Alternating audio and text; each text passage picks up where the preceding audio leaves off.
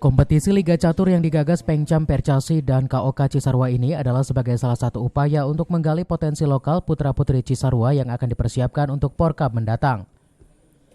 Agenda yang akan berlangsung selama 2 pekan di Sabtu Minggu ini dihadiri langsung salah satu anggota DPRD Provinsi Jawa Barat, Cecep Gogom. Dalam sambutannya, Gogom sangat mengapresiasi kompetisi catur yang digagas Pengcam Percasi yang bekerja sama dengan KOK.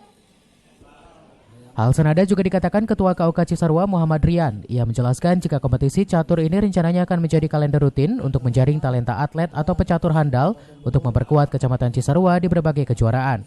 Salah satunya sebagai kesiapan Kecamatan Cisarua di ajang Porkab. KOK Kecamatan sendiri saat ini terus mempersiapkan beberapa cabang olahraga mulai dari catur, sepak bola, bulu tangkis, serta berbagai cabang olahraga lainnya yang memang bertujuan untuk mendukung progres PMK Bogor terkait The City of Sport and Tourism. Dari Cisarua, Cevi Alfi Adrian melaporkan.